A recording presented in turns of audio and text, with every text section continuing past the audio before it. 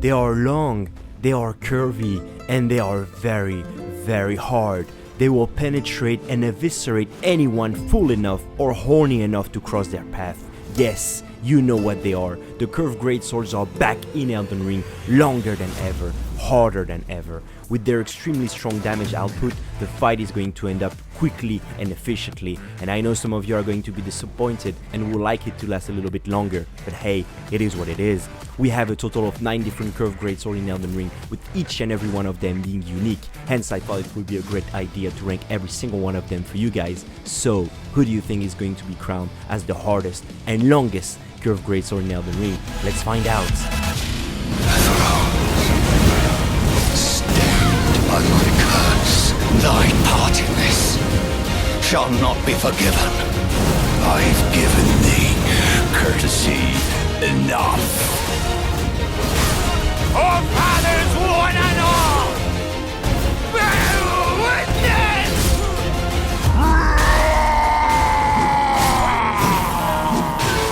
Tarnished, thou art but a fool.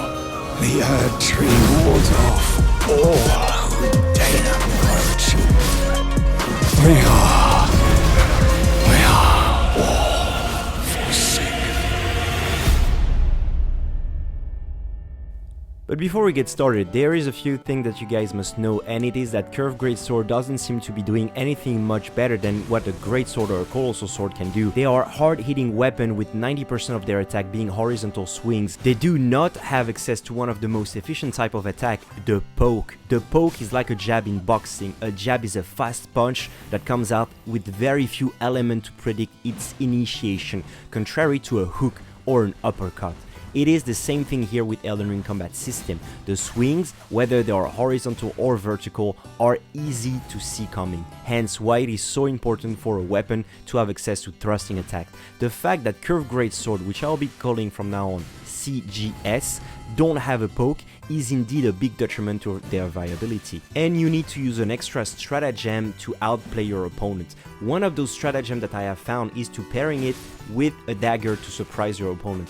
Most CGS scales really well with dexterity, hence why the dagger can be a weapon of choice to pair it with. For me, the wakizashi was the dagger I used, but you can use whatever you feel like, and this is what's so cool about Elden Ring. Anyone can play however they want. However, the CGS still has some great benefit to them. They are very hard-hitting weapon for how fast they come out. Some of them have a very long range, and they have a great jumping attack, so having the Claw Talisman equipped is going to boost the damage and will terrify your opponent in the process. I suggest you watch this guide on jump attacks by Rose Bucket in order to improve your technique.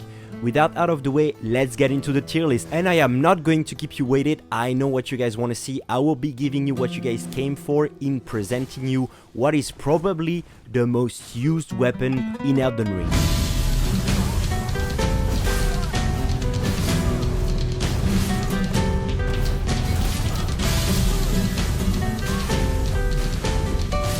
Yes, you probably guessed it, we're going to take a look at the Bloodhound Fang, the weapon wielded by the fearsome and agile Bloodhound Knights. These knights seem to be from the beast tribe of Wyrm Azula, judging by how they move. They are at some point during their lifetime choosing a master and decide to serve them until death. However, we get the Bloodhound Fang from one of the knights that has decided to betray his mistress, the Bloodhound Knight Will, who used to serve under Mistress Ranni and is now being pursued by Blade, who wants to make him pay for his betray. But what has Will done exactly? Well, no one really knows. However, what we do know is that this weapon is probably the coolest weapon in Elden Ring. I mean, personally, it was the weapon I have beaten the game with, and I know that is also the case for many of you. Let me know, by the way, in the comment section below if that's the case, because I'm actually answering and reading every comment. So let's analyze this monster of a weapon. The Bloodhound's Fang has one of the highest damage output on a curved greatsword. It is the third longest curved greatsword. It has a native bleed build-up, and for some reason that us mere mortals cannot understand, it can also be buffed with spells, incantation, or consumable. making its AR even crazier or turning it into a bleed monster by applying Blood FlameBlade or Blood Resin on it. And if all of this was not enough, it has an amazingly stylish Ash of War called Bloodhound's Finesse, and it reads: slash upward with the Bloodhound's Fang, using the momentum of the strike to perform a backward somersault and gain some distance from foes. Follow up with the strong attack to perform the Bloodhound's step attack. And besides looking cool, this Ash of War is also really good, reason being that it hits like a fucking truck. The damage you do with the first swing is bananas. It also puts you back in safety with the backward backflip, and you can surprise your opponent with the follow-up. But be careful though, not to abuse it too much, because a good player will be able to backstab you or parry the follow-up attack. If you really want to learn how to better play with this weapon, with the Bloodhound Fang, I will suggest you guys watch the best player I've seen using that thing, Wazis. With all this attribute, it's easy to see this weapon being ranked very high. However, I have found myself missing tools in order to surprise my opponent, and not having access to a quick attack was really a detriment. Furthermore, also because the Ash of War is doing a weird diagonal swing, sometimes you will miss your opponent, which was a big problem. Hence why after thorough investigation, we have decided to rank it in the A tier. I know that many of you are going to disagree, and feel free to do so in the comment section below, but I know what you guys are also thinking to yourself. You're thinking, oh, but if Bloodhound Fang, my baby that I love so much, is an S tier, could it be that there's actually another weapon that is better than the Bloodhound's Fang? And the answer is yes, but it is certainly not our next weapon, the Zamor curved sword. So we were really high in the A tier with Bloodhound Fang, and we are completely dropping to the ground with our newcomer, the Zamor curved sword. Zamor curved sword is really an in-between weapon. If anything, it should have been just a big curved sword rather than a small curved greatsword. Basically, it is the shortest curved greatsword by a mile. It has a low AR, it has a unique moveset that is quite cool, I'll give it to you, and a little bit faster than most curved greatsword moveset, but it is so short, it's almost impossible to hit people with that thing. Honestly, I was pulling my hair out of my nose, and it's very painful while using this weapon. And last and least, it has a unique Ash of War called Ice Zamor Storm, which can find its uses in PvE, or maybe in Invasion you can make it work, but in duels, oh my god, using this weapon is like signing your death warrant, I swear. Honestly, don't even bother using this weapon, it goes straight into the toiletier for the Zamor. On to the next one, the Magma Wyrm ScaleSword. All the Tarnished searching to become Elden Lords have came across these lizard-like creatures called Magma Wyrm. Little do they know that these monstrosities used to be human. Yes, indeed, they are former members of the dragon cult, warriors that were hunting dragons for their heart in search of power. However, consuming too many of these hearts will lead for the loss of one's own humanity and transform them into miserable dragon-lizard hybrid monsters. They will be cursed to forever crawl throughout the lands between on their bellies. Now, let's talk about the weapon of choice. The Magma Wyrm ScaleSword is a strength fate hybrid type of weapon and hits like a truck, averaging around an 800 plus AR at meta level when two-handed. This weapon is one of the hardest hitting curved greatsword. It has an average range, and being a fate strength hybrid, you can pair it with some very useful spells like Bestial Sling or Catch Flame. However, its Ash of War is really where the weapon is kind of falling in its ranking. Its Ash of War Magma Guillotine reads: grab the ScaleSword with both hands as a worm will hold in its mouth, and leaps forward, smashing it into the ground and triggering a blast of magma. Follow up with additional input to perform a chopping attack. I can see this weapon being useful in PvE or even in Invasion to block a path or for miming. However, it is very slow, very telegraphic. People can see it coming from a mile mile away, hence not too useful against good opponents. It is a shame because this weapon is really cool, it hits really hard. I could have seen it being a great weapon with interchangeable Ashes of War. Unfortunately, we have finally decided to rank it into the C tier, nothing personal. However, what is approaching is among the best weapon ever created by From Software.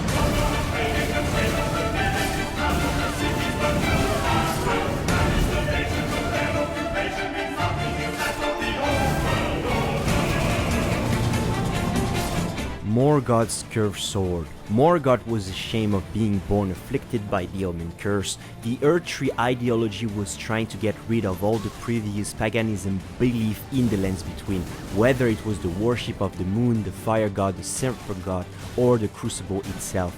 But you cannot erase the path, and the crucible, which is the remnant of the original Earth Tree's life force, is still blooming, rising, and will eventually take over the grafted Earth Tree. Morgott was shunned at some point during his childhood for having horse and other dragon-like features, like a piece of shit.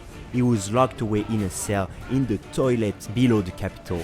And to make sure he wouldn't leave his prison, magic shackles were attached to him. However, for some inexplicable reason, he somehow developed the Stockholm Syndrome and learned to love the Earth Tree's ideology, even though everyone hated him for what he was.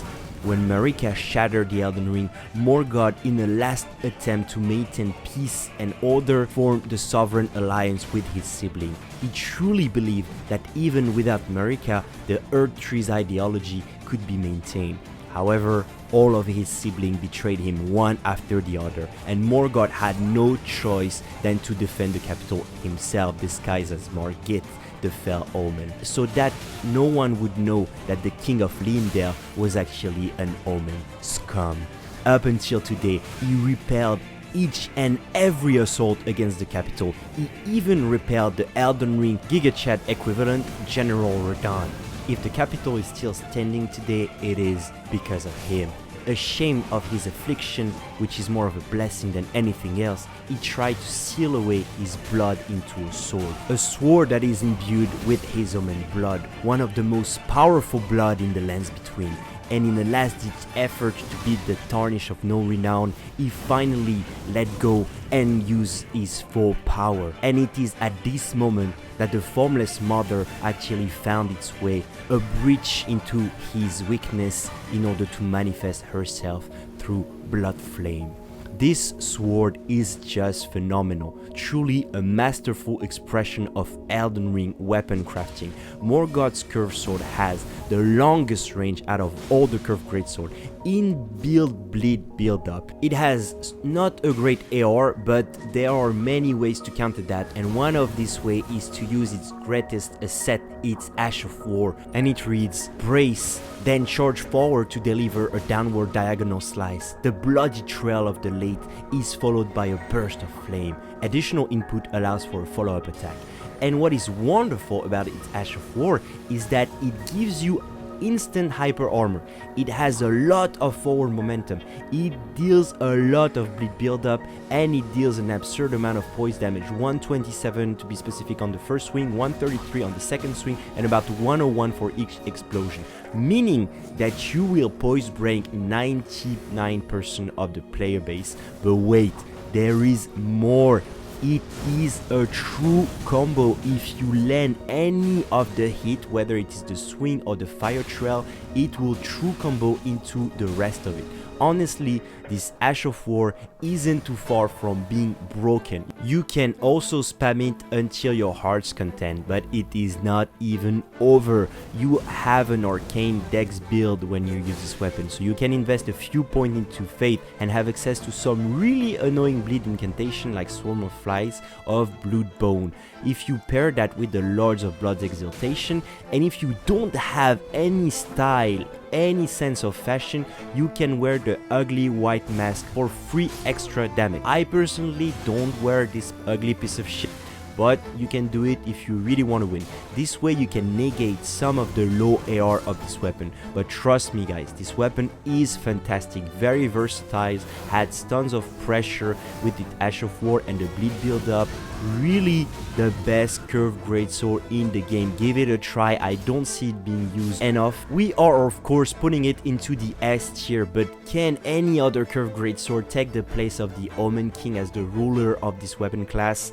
Well, the answer is maybe. Keep watching and you will find out, but I have a couple more surprises for you.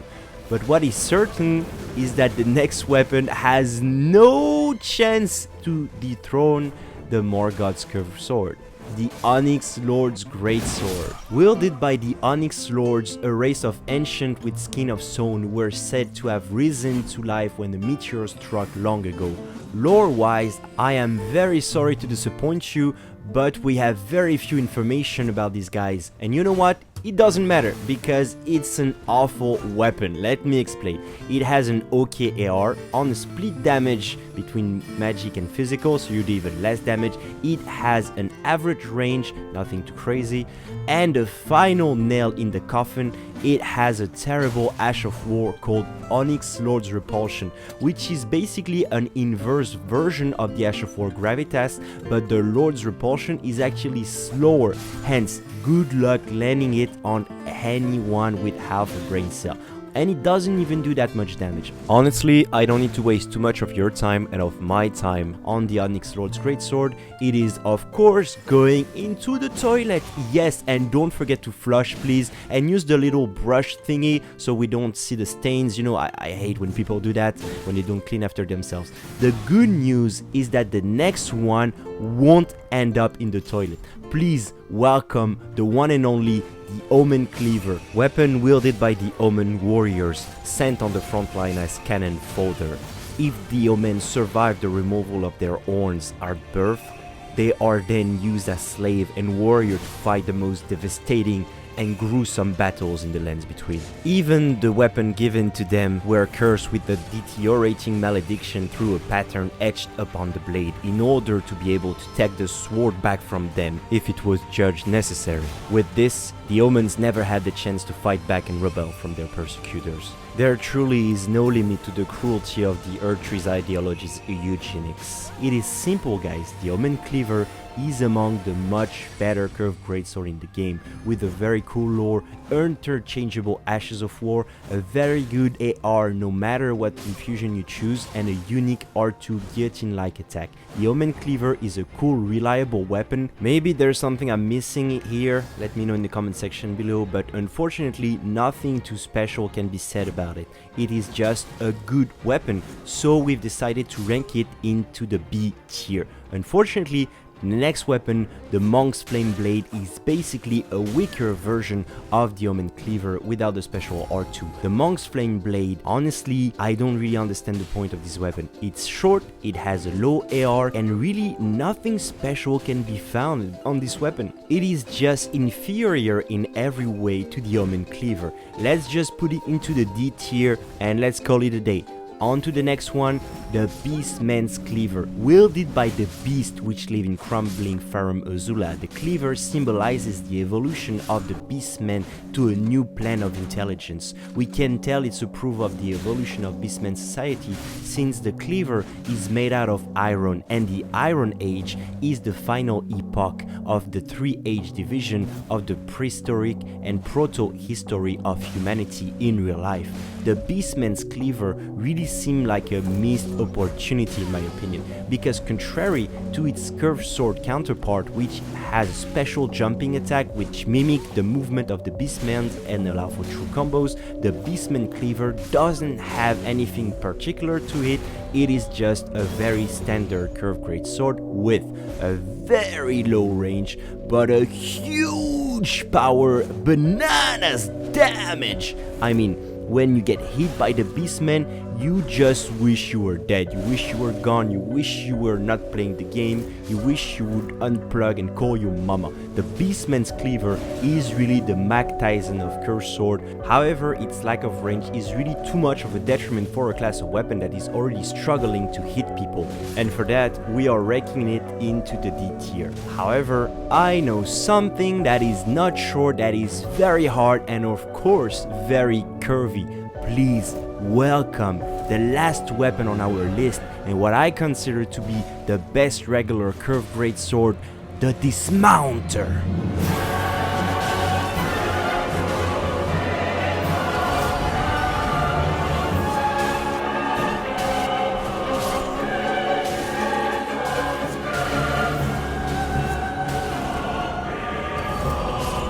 The Dismounter can be acquired very early on in the game since it's the weapon of choice wielded by the Cadence ScaleSword warriors. The Dismounter is the best regular curved greatsword in the game, reason being it has an insane range, being the second longest curved greatsword in the game, right behind Morgott's curved sword. Many people will not even know what actually hit them. They are taken by surprise very often by how long that thing is. Also paired with the dagger, it offers a lot of mix-up potential that will make sure to confuse the hell out of your opponent. It has interchangeable Ashes of War, meaning you can use any Ash of War that you want on it. And this is also something I haven't mentioned, is that unfortunately curved greatsword don't really have access to any specific Ash of War design around them. So with trying many different Ash of War thoroughly, I found that one of the best Ash of War to be using on curved greatsword is the Beast Roar, because since most of the curved greatsword scales very well with dexterity and the Beast Roar is also scaling with dexterity, you are going to do around 300 plus damage to your opponent with a Beast Roar that comes out very fast. It also covers the distance, so when you pair the Dismounter with the Beast Roar that can cover distance and surprise your opponent, the dagger that will come out very fast and allow you to roll if you whiff, and also to trade, you know, with quick hits, and with the fear of getting hit by those beasts that will do tons of damage, the Dismounter really is working wonders. I really fell in love with this weapon. Really underrated weapon, very strong. Please give it a try. Your opponent will always stay on their toes, not really knowing what to expect between the curved greatsword, the dagger, or the Beast Roar. I really love this weapon. It's awesome, it's sexy, it is very long and very curvy. We are of course ranking it in the A tier, and we are finally coming to the end of this video. Here is our final ranking. Feel free to disagree in the comment section below. I know some of you are going to have a strong opinion about some of those. We can have a conversation and I answer to every comment. Yes, it's true, you can try and I will answer you. Thank you guys so much for watching the video. Don't forget to leave a like, subscribe and comment. I am receiving a lot, and I mean a lot, of support from you guys. It is super encouraging for the future. I almost gave up on YouTube, and now, you know, it is definitely worth the shot to invest so much time into making this video. Thank you guys again. Thank you so much for watching. It was Valentin. I love you guys, and I see you in the next video. And by the way, the next tier list video will be about the straight sword. Thank you guys so much for watching.